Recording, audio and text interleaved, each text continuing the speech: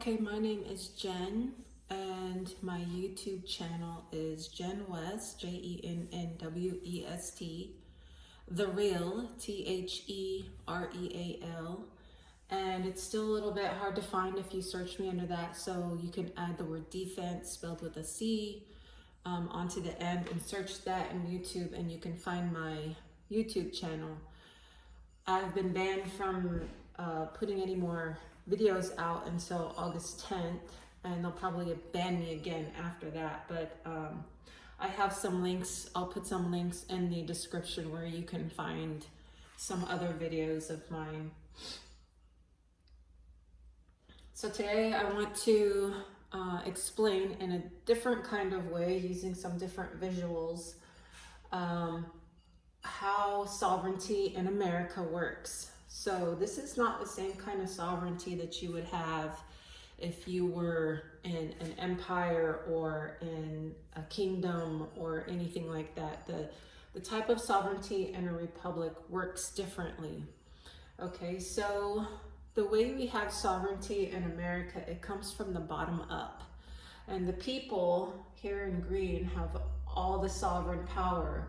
If they don't institute a government, they have all the sovereign power. They're 100% sovereign. They have 100% of the sovereignty, earth sovereignty, okay? So sovereignty really comes from God. So from God, he would really have all the sovereignty. But for clarification and make it easy to understand, what we're saying here is that the philosophers throughout time who write about law or write about natural law or natural science or legal science, the way they look at it in a republic, or which a republic is a commonwealth, is in this way, okay? And the way it's set up in this country is this way. Now, we haven't had a whole lot of philosophers who understand this system in America who have written about these things. And in Human Equity, the writer says that even the ones before were intentionally vague and used vague terms because they knew that if the people found out that they were stronger than what they created, or the corporations or the king and the pope, what have you, then everything the way that it is right now would flip, and then these people here who are us, who are actually all the people, would understand that they have all the power. Okay, and I'm sorry about the glares on my whiteboard. I can't really do anything about it. To create this on an application somehow would just take me too much time. So the circles are kind of interconnected, and this is the way the government in this country is set up. So you have first the people, and it's over everything. And then you have the states, which are over these things. And then you have the federal government, which is over these things. And then you have this, which is over nothing, okay? It's the last, it's the end, okay? So in sovereignty, you have the people, or the natural people, the settlers and inhabitants, the private citizens, what I call the first sovereign, or 100% sovereign. They create a state. Okay, so they don't create the federal government, they create the state. Now, the only thing in the organic laws listed on the government website that is over these are the Declaration of Independence, because you have to be this before you can be this. You have to be this before you can be that. And you have to be that before you can allow this to happen, because this is what you have when you have a good government, okay? And good governments come from good people. So this is the last leg. This is defense with a C, and that makes a big difference. That's how it's written in the Constitution. It's defense with a C.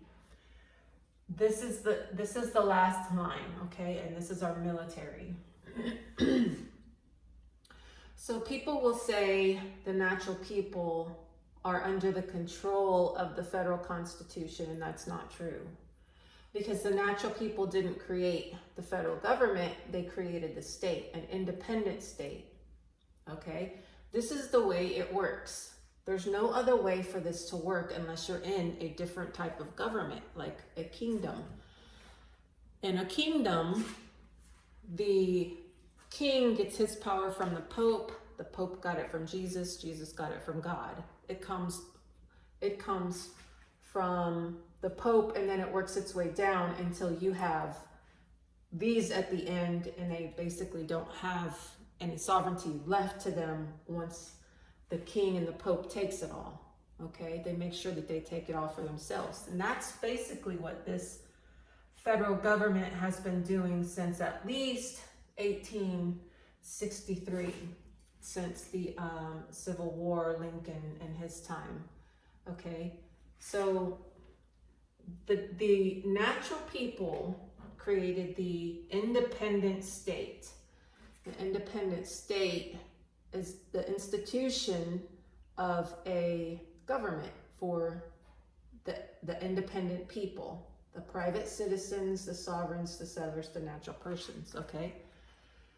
So the people who go into the government at this level or this level become a different type of citizens. They become in service to the private people, okay? They are public servants. From here, they're public servants. They're not from 2, 3, and 4. They're public servants. They're not private citizens. And George Washington said in his retirement letter that he wrote to his friend that he was retiring from public service to return to the quiet life as a private citizen. And also Trump, but through his attorneys, said that also because Trump had left public office, and even though Congress was trying to impeach him, they couldn't, because then he was a private citizen, because Congress has no power over private citizens because they are the true sovereign. Okay, there's 3 maxims of law that you need to be aware of, and I'm going to probably repeat them on the next whiteboard. I have another one over there. That which you create, you control. This is the supreme creator under God. Okay, so first is God, then the supreme creator is the people under the Declaration of Independence. That's our only organic law that is over us.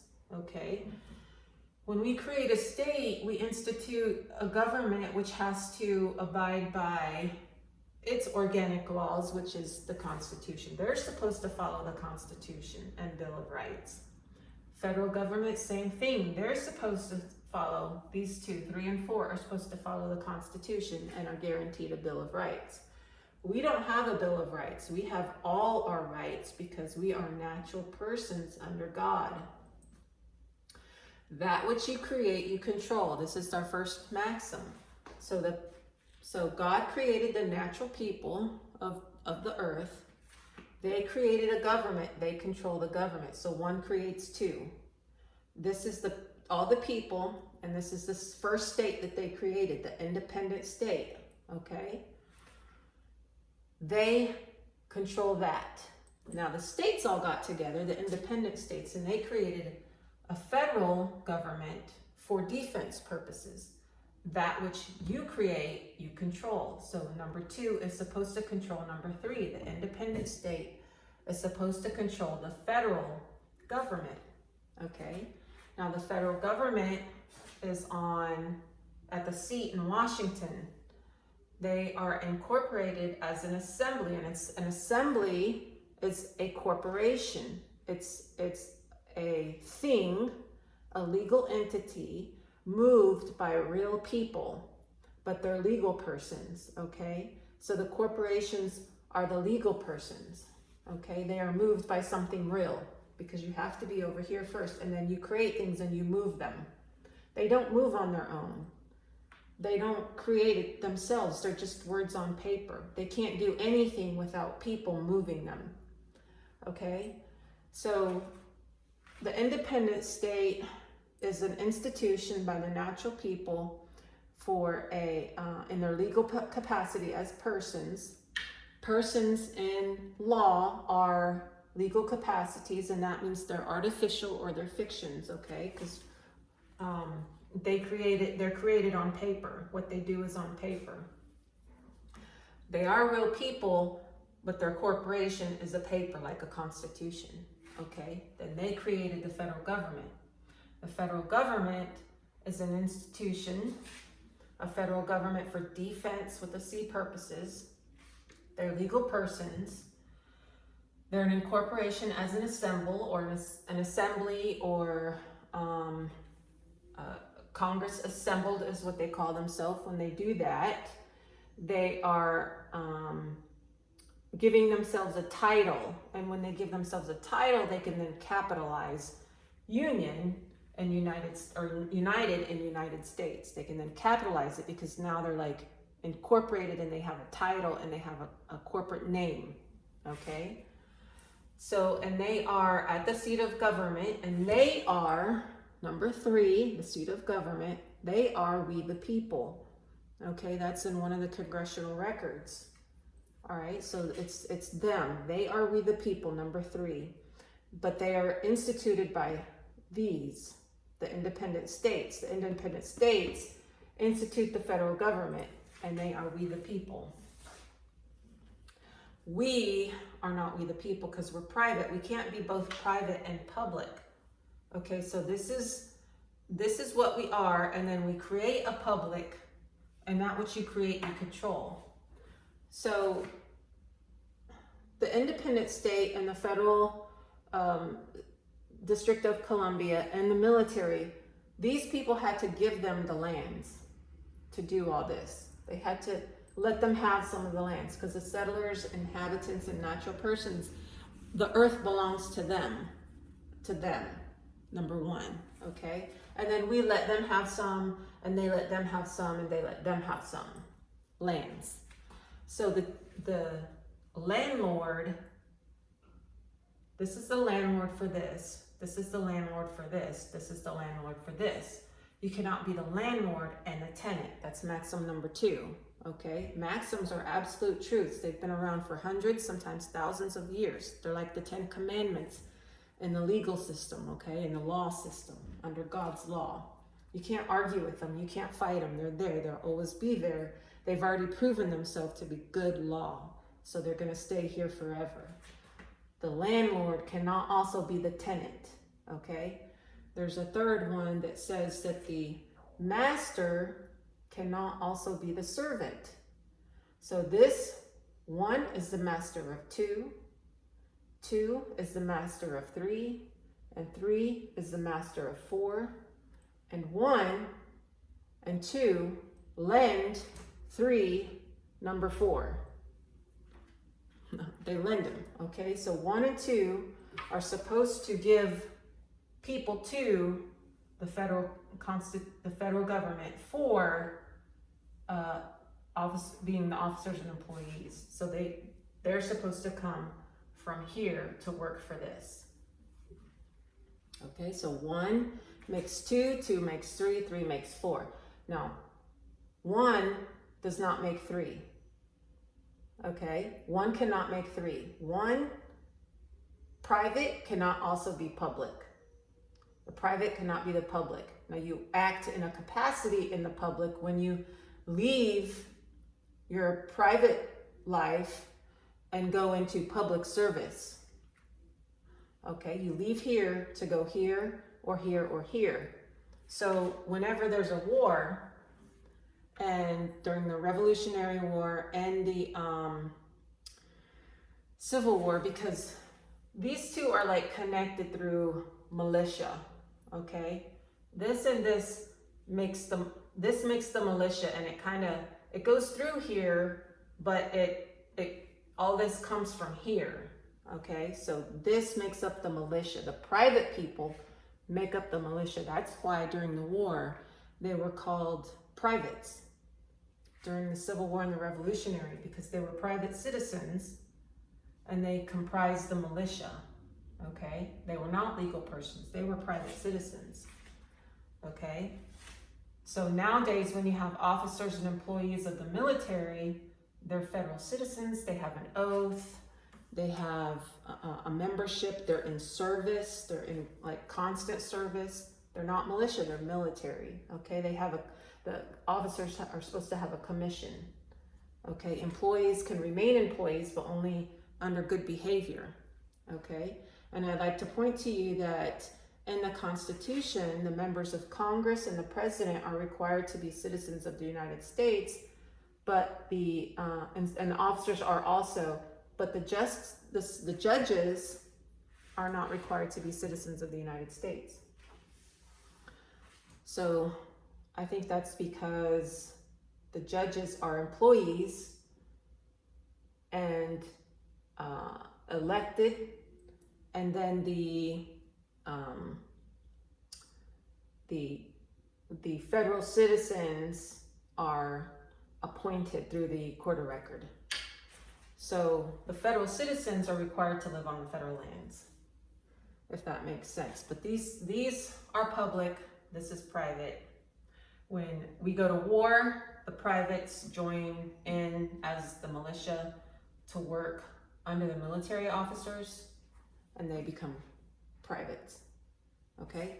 But we are not, we the people. Only the federal government are we the people. Okay? So let me move this to let me actually move this here, and I'll move this over. This is my piano. Don't want to scratch it.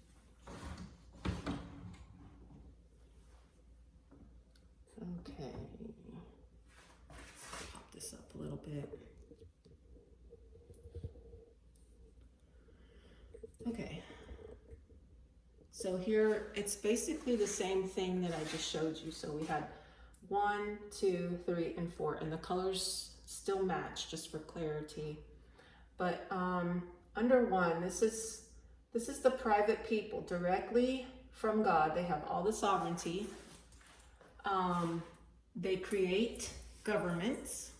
Okay, these people here, they create governments. They have all their rights.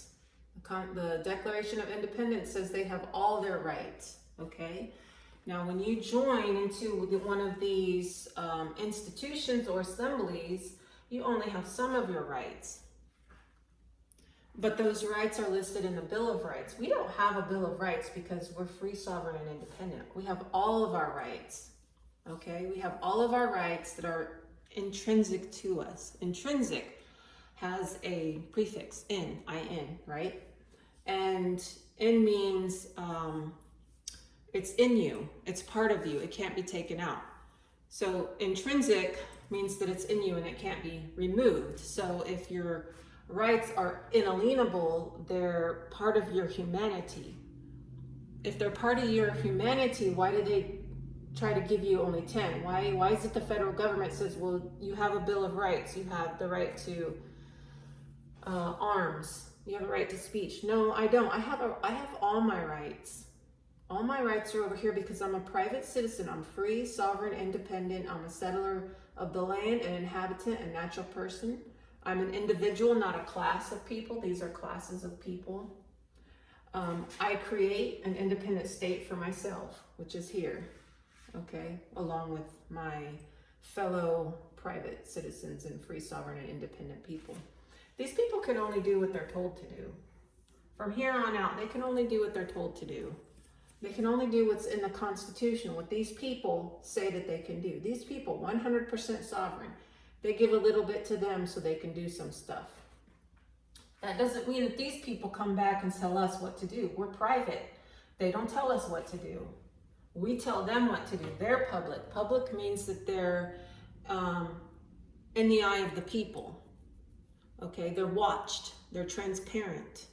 Okay, they're on a piece of paper. That's it. We elect them and they go there and they do stuff. And they do stuff that we tell them they can do, and that's it. Nothing else. Okay, they don't tell us what to do. The state doesn't tell us what to do. The federal government doesn't tell us what to do. The military doesn't come and tell us what to do. It does not work that way. Okay, it goes against all the ideas of a republic to go backwards, to have sovereignty start here and then go back here. That's backwards. It doesn't work that way. Then this would be the Pope, and this would be the king, and then we would have nothing. Okay, we don't live in that kind of situation. So we create our government, and our government is the second sovereign. The government that we created are independent states, and they create a union. Okay, they get together and they create a union. They're not governed by this union. This union governs this union, also called a state, but this is called a dependent state because it's dependent on this. This is also a dependent state because it depends on this. And this is a dependent state because it depends on this. And that's when you're going this way. But when you're going this way, this is the independent state that created this, and this is the independent state that created that. Okay? So let's try that again. The military depends on the federal government. The federal government depends on what it was created by, which is the independent state, and the independent state is dependent on the people. If all of this went away and this didn't exist anymore, none of this would exist. Okay? But we're private. We're not we the people. We the people are the ones who take the oath, because they're swearing to uphold the Constitution, and they're accepting that they have a Bill of Rights. Okay, they're members under contract. They're citizens, all right? What you create, you control, all right?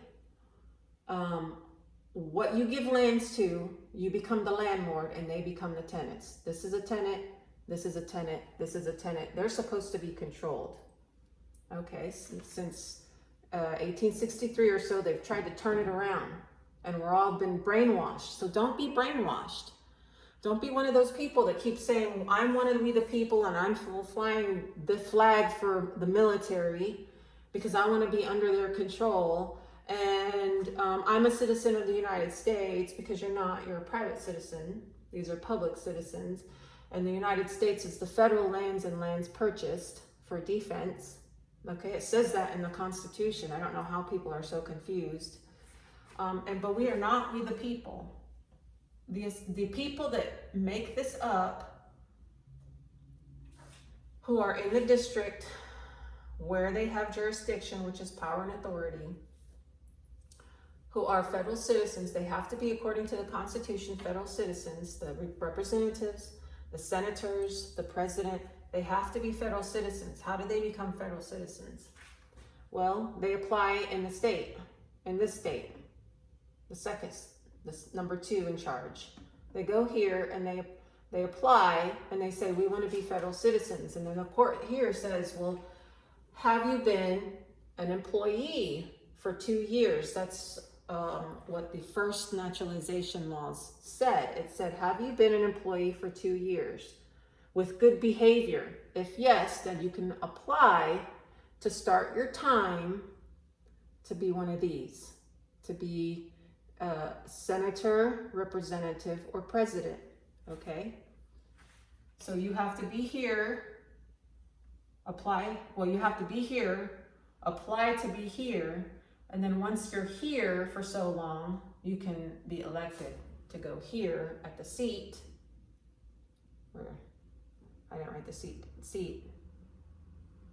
To be a representative, senator, or president.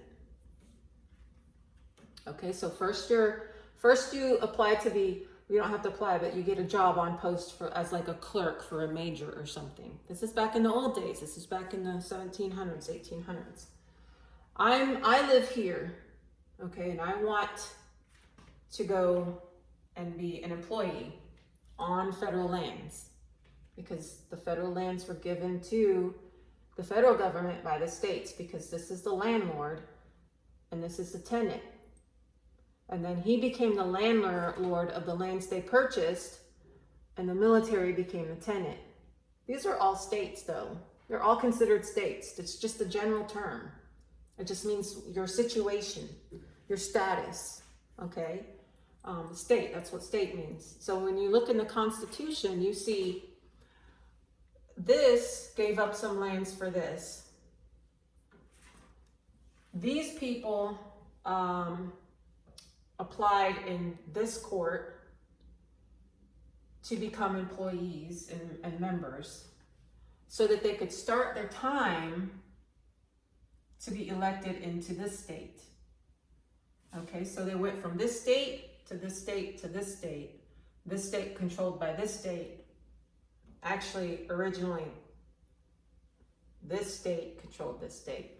I call this the independent state, the federal government, and then the dependent state, because they had to be independent to create a federal government, but the federal government had to have some independence, which is basically sovereignty. You could say independence is sovereignty, to create this dependent state. But this cannot create anything else. And that's where you get, you can't create a state within a state, because the Constitution allowed for the state to be created, but nothing more after that. Okay? So the second sovereign creates the union. They're not governed by it. They have 3 maxims of law, which I told you, that which you create, you control. The landlord is not also the tenant, and the servant is not also the master. You can't have them coming into your house and telling you what to do. It doesn't work like that. They can't come into our house and tell us what to do. It doesn't work like that. The military doesn't come into our house and tell us what to do. It doesn't work like that. Okay, we tell them what to do. It goes that way, and that's it. Okay, so those are the 3 maxims. Absolutely, the maxims are absolutely true. They have to have an office. These are office holders. They have an office. They're created once the population requests it. So these people, once they have so many people in this land area called a territory, then they create a government, and the government is called a state, and it's supposed to be a Republican form. Now this government is created by this, and it's also supposed to be a Republican form, a Republican form. This is the 3rd sovereign, created by free, sovereign, and independent states. This creates this, okay? Free, sovereign, and independent state. And then it creates its dependent state, okay? That created that. For defense with the C purposes. Defense with the C means to fortify, and it's a good government that fortifies itself, okay? It's a good government that fortifies itself. So having a military is good, but they're supposed to work for us, and they're actually supposed to be under the control, or actually chosen by the independent state, but then they're supposed to be supported, and the rules and regulations and the arming of them and regulating them is supposed to come from the federal government, because it's all supposed to be uniform, because it's a military. They're soldiers. They all march together, they sleep together, they eat together, they work together, they shoot together, they do everything together. They're soldiers, okay? They're a military. When we go to war, they call in the militia, private citizens, called privates, okay? So these people are for defense purposes. Now, defense with an S is Latin, and it means vengeance, or it can be an English word, but only when you add certain suffixes onto it. I think I said suffix earlier, I meant prefix. They add suffixes. Certain suffixes change the C to an S, okay, in English, but there is no just defense as a word in English. There might be in the new dictionaries, but it's improper, okay? It's not an actual word that we use. It's become a word over time, but you go back to the origins, which is Latin, it means vengeance. Well, that's not what they have in the Constitution. They have defense with a C, which goes along with the Law of Nations written by Delatel, who is a Frenchman, and defense is a French word, okay? It means to fortify, and it means a good government. That's why you have tranquility, blessings, and all those other things in the first part of the preamble, first part of the Constitution. Okay, so having an oath makes you a member. It puts you in service. It's a contract. If you look at the American jurisprudence books, I think those jurisprudence books are written by attorneys and judges and private law offices, and they're copyrighted. So those are not correct. It says in there that it's not a contract. Well, if the lawyers say it's not a contract, then rest assured it is. So it's a contract because it's a promise and it's an agreement, and promises and agreements make a contract, which you have rights and obligations. You have rights because you have a Bill of Rights, and you have obligations, which is what you're going to do. Your promise to uphold and defend the Constitution. It's a contract. There's no way around it. They become citizens. They become federal citizens by Black's Law 9th, and federal citizens are called citizens of the United States. Okay, and flipped around, it's in a possessive form called United States citizens. Okay, so capital C means each individual, and it's not a class of people. So the individuals have to have an oath. It's not like we just took an oath as Congress. No, they can't do that. They have to be a capital C citizen, making each member a member and a legislator, a representative, a senator, a president. Okay, those are how articles work. Required, an act, and a court of record at the seat. So to become a citizen, to go by the naturalization laws that they wrote, which changed like every 2 years, I think they changed it a little bit. You had to apply here to become a citizen of the United States in a court of record. You applied, they approved, and you started your time as a officer, and you would be commissioned by the president. Okay, so in the Constitution, you have that the federal government is limited to the seat. Okay, that's in Article 1, Section 8, Clause 17. And the definition, they call it a district, and the definition of district is that place where you have jurisdiction. So on my land, on my property, I have jurisdiction. On your property, you have jurisdiction. You make the rules. If you live in an HOA, they have some jurisdiction because they have HOA rules. If you go out on the highways, it's a different jurisdiction. The state here has jurisdiction over these people, and the federal government has jurisdiction, but only over them. Okay, when they're on the highways, they're sharing the highways with us. They have to mind their manners, and so do we. Okay, that doesn't mean that they institute a federal police to police us when we're riding on our highways. It doesn't work that way either. It doesn't go back, it only goes forward. Okay, so the district is where it has jurisdiction, and that's in the laws. Okay, that it says that the offices shall not be practiced outside of the District of Columbia unless it has specific authorization from this state, not this state, or the administrators of the state. The administrators of the state appear to be this state. So that's the Secretary of State, the Attorney General, some of the courts, the state of whatever court, anything that has state of capitalized proper is actually this, inside this. Okay, so this is a dependent state created by the federal government that were given lands to operate inside this state. This is still the landlord, but where is this state? If this state doesn't exist, this cannot exist, because that which you create, you control. If this goes away, then this disappears and this disappears. So these, without this being instituted, these are acting without any authority whatsoever. Okay? These people who take the oath are we the people.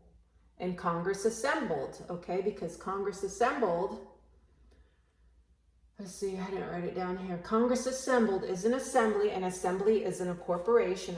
Incorporated means that they are a corporation. A corporation is a legal fiction written down on paper to which are moved by the people that are sitting in the offices. Okay. Now they were given some lands inside the state for defense purposes, to build forts, arsenals, and to do some things. So if you look at Article 1, Section 8, it's one long sentence. And I keep saying that because I'm not sure that it's really getting into people's heads. It's one long sentence. It can't be picked apart. So oftentimes when you see Congress writing laws, they'll cite Article 1, Section 8. Article 1, Section 8 is for the governing of the federal lands inside the state for defense purposes. Okay? Not anywhere else. And I know that's hard for people to get. It's hard for them to grasp. They can't even grasp that we're not we the people. They can't even grasp that we're not federal citizens. We're private citizens. Even though I tell people Washington became a private citizen once he left public service. Trump became a private citizen once he left public service. You saw the press secretary, if you saw one of my other videos, I showed you the video where she said, when she was asked a question about Hunter Biden's finances coming into question, she said, well, he's not one of these because he's one of these. She said, I would like to point to you that Hunter is a private citizen. So Hunter Biden being a private citizen, nothing of his is called into question, and he can't actually sit in any office because he's never been a federal citizen. He's never been a citizen of the United States. So he's not subject to the jurisdiction. He doesn't come under the laws. Trump couldn't be impeached because he no longer came under the laws, because when he left office, he returned to being a private citizen, just like Washington. And there was another couple people in the 1800s, I think, who they tried to impeach. And they said one of them couldn't be impeached because he left public office. He was no longer one of we the people because he was no longer in public office, and he returned to the private life outside government control. They want to control you because you keep saying you're one of them to be controlled. You keep saying you're a federal citizen, a citizen of the United States. The United States is on these lands and these lands. That's where that's what makes up the United States.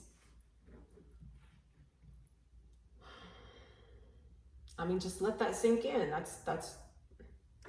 These are the tenants of our lands. That which you create, you control. You cannot be a private citizen and be a citizen of the United States. You cannot be the creator and the created. Something cannot create itself. Only God, I guess. Okay, and then we have the dependent states, the military areas, the lands purchased, Article 1, Section 8, Clause 17, the lands purchased for defense, controlled by the federal government, but the states control the federal government. They're officers, they're in the military. Military are officers, they're office holders. Employees, okay, employees are not required to be federal citizens according to the original intent of the laws. They do require them now. If you go on usajobs.gov, they say that you have to become an employee, but they're actually asking you, or you have to become an officer or a federal citizen. So they're actually asking you to break the law because you're actually in the military. But they ask us to break the law all the time because they want you to sign a draft card. They want you to get this dependent state driver's license, this dependent state licenses. All these things that they ask you to get as a citizen of the United States are intended for these people and some of these people. Now the military, they have oaths. They're members. They're in service to the private people, but they're also in service to these public people because they are called up to report for duty also in a war. But they are the military and we are the militia. Okay, so they are contracted in, and they have a different type of contract. They're contracted for military service for 6 or 8 years or whatever. These contracts are different. And you can quit, and you can quit being a military member too. They used to not let you. Nowadays they do. So you can quit, you can resign, but you are contracted in for a certain number of years before you have to either re-enlist or become re-elected, rerun and be re-elected. Okay, so in service, they're on the federal lands inside the state. The time starts at naturalization, so they have to apply in the court of record to become a citizen of the United States. And that's when their time starts, so that when they're elected, they can sit in this office lawfully. And they're chosen by the independent state. So they apply and then they're picked. Okay.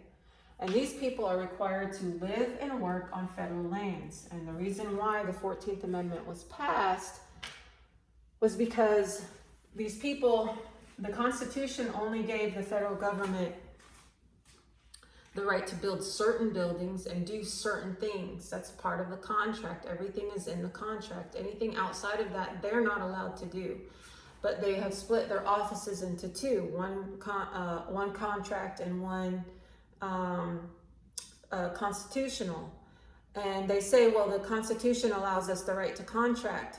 Not really, because the contracts still have to comply with the Constitution because that's in the contract. And they have to be for the purposes in the Constitution. So asking people not required to pay federal taxes to pay federal taxes is not part of the contract. It's only the people that live on the federal lands that are asked to pay a federal tax because they have benefits. Okay, so they have to pay for the benefits, but it's like a socialist system where they all pitch in. Just like the government pitches in the socialist system for weapons, because they supply weapons to the military. So it's kind of a little military socialist system. You know, they're supposed to have 3 hots and a cot. They're promised that. They're supposed to have weapons. They're supposed to have free speech. And nowadays they have health care. They have homes on post. And then through time, they've migrated those people off the federal lands. But originally, these people were supposed to live and work on the federal lands. They weren't allowed off the federal lands because this was like their own country. They had to stay there, and they lived there and they worked there, and they didn't have a lot of the services they needed. So they needed, their wives needed to go to the hospital to have their babies. If they got sick, they needed to go see a doctor. They didn't have hospitals on the federal lands. They didn't have insane asylums. They didn't have schools. Their children got sick. They didn't have hospitals to send their children to. They didn't have police departments. They didn't have fire departments because the Constitution never gave them that. That only gave them the right to build some buildings on the forts or on the posts, on the posts. You know, if I were to drive on post right now, I would see a post theater. It's on the post. Post isn't just post offices. The post office was a messenger service for the government so that they could, you know, contact with one another, which was really necessary if you're trying to fight a war. That was a necessity. Okay, so when it talks about, you know, all the things necessary at the bottom of Article 1, Section 8, it means just those things, you know, necessary things. So they didn't give them all the necessary things. So they passed the 14th Amendment and allowed these people to become state citizens so that they could acquire those services. But then they also became citizens of the state, meaning that they became state taxpayers. So a federal citizen and a citizen of the United States are the people who were the federal citizens who applied to become federal citizens on the military lands, in the military, working in the military, starting the clock towards their time to run for office. they had to apply it in the states, and so they were subject to the jurisdiction and citizens of the federal government, but also citizens of the state, because all those hospitals, insane asylums, and all that stuff were here, but they weren't given the right to come off the federal lands. Okay, they were naturalized. They have a new country. They have a new citizenship, public. They were public officers. They had to stay over here in the public 24/7. And all of their finances were scrutinized, because I don't remember the year. I want to say it was the early 1800s. People were starting to steal money from the government. Their accountants, who were the federal citizens, who were, like they would have one guy who was a major or lieutenant or something in charge of the public funds for that area. And they were starting to steal money and run off. So they had to make them also subject to the jurisdiction. And subject to the jurisdiction means that if they committed a crime and then they came over here and returned to being a private citizen, because these people didn't have jurisdiction here, they wanted to be able to summons them and have the state bring them back in so that they could be charged with their crime. But they weren't allowed to come off. They weren't allowed to come off the post. They weren't allowed to come off their lands until they became also citizens of the state, but still subject to this jurisdiction and subject to this jurisdiction. So jurisdiction also means your right to tax.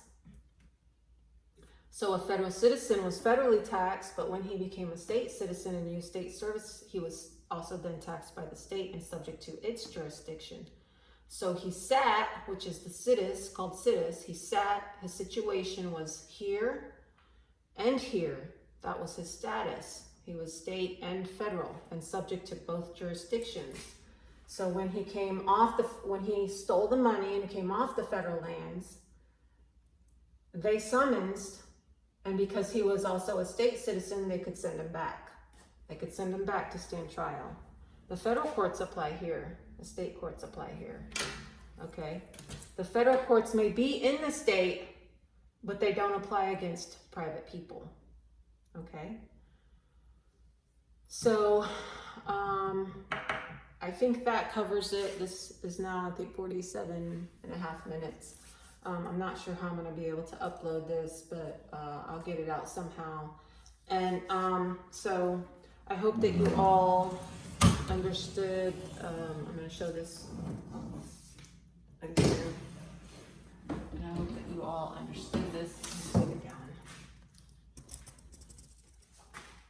And you recognize that you are not a federal citizen.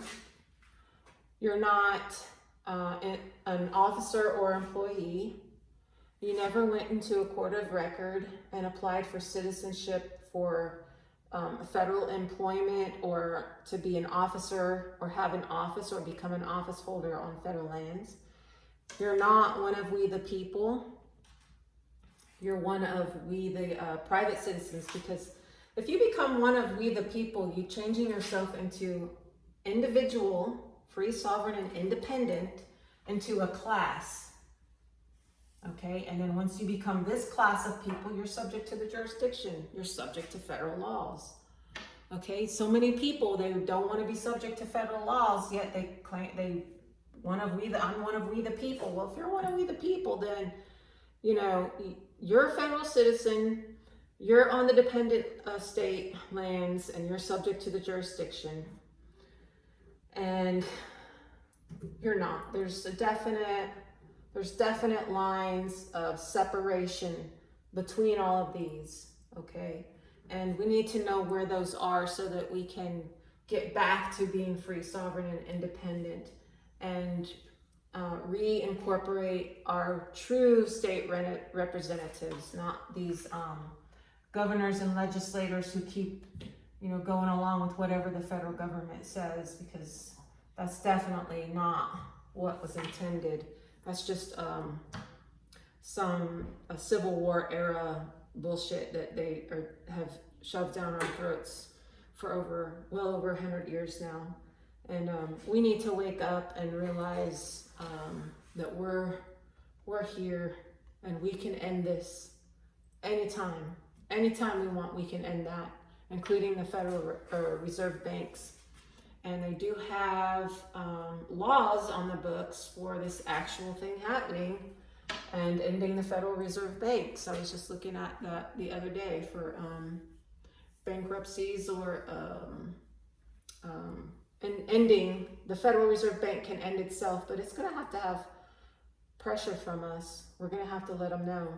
And I'll go back to the first thing I said is that, you know, philosophy is, most of the philosophy is old stuff. And it's hard to find new stuff that applies to the new government that was created by our founders for this system, and even many of the legal writers and authors who have written about the Constitution got it wrong. Okay, so I'm not saying I got it right. I didn't figure it out. I just read some of the reports, and then from reading the reports and taking my military service and everything I learned from that, and having worked for the government and understanding to some small extent jurisdiction, and then a greater extent later, I started to understand it. There's a few other people out there who have helped me understand it, and I'm trying to help people on a mass scale understand it, because some people charge a lot of money to learn this. This has been taught by some attorneys who understand jurisdiction, territorial jurisdiction. They charge a lot of money to teach people this. And so I learned it, and now I'm teaching it to you for free. So don't let it go to waste. Take it, listen to it, try to understand it, try to get beyond what you've been told to believe. Go back and read the Constitution for yourself, and think about things being this way when you read it. And I've ended some of my conversations with this, that even if I'm wrong, it makes perfect sense. And that means the Constitution is vague. And I'm not saying we should end the Constitution or the federal government, but I'm saying, why is it so vague? And should we keep a vague Constitution around if it can just be interpreted in so many different ways? Should we do that? Or should we try to understand the original intent and force them to practice it that way? And I think the first thing we need to understand is that we're private citizens. We're private. They're public. When you're in office, you're in public. Only in office. When you're in a restaurant, you're not in public. When you're on the sidewalk, you're not in public. You still maintain your privacy. You act in a certain way because you're around other people, and it's polite, and it's kind, and it's considerate, and it's customary to be polite. I mean, nowadays we have people going into restaurants and pooping on the floor in the dining area because people are lost. They don't know who they are. But we're private, and we have rules that we follow, our moral rules, our moral compass. And we're supposed to command our state government, our federal government, and the military. We're supposed to command those, okay, through these people. So we need to get back to doing that. I hope that you understood what I'm saying. Again, my YouTube channel, Jen West, The Real Defense with a C. If you put that into the search bar, you'll come to this, you'll come to my stuff. I won't have this video up because I'm banned from posting any videos until August 10th, because I made a video on oxygen versus low oxygen, and apparently I wasn't allowed to tell people that oxygen was good for them, and not having oxygen, like drowning, is not good for you. It causes brain damage. But I wasn't supposed to tell people that because it goes against the WHO, and so they won't let me post any more videos until August 10th. But I'm going to post this one up around and share some links in hopes that people will share it and maybe generate some traffic to my channel. So with that, like, share, subscribe, share, please share. You may get banned or whatever, but I think it's worth it in the long run for each of us to understand this and share it and try to talk to people about it. If you don't want to share it, just try to talk to people about it. And with that, I'll end. Good luck, peace, be kind, and have a great night.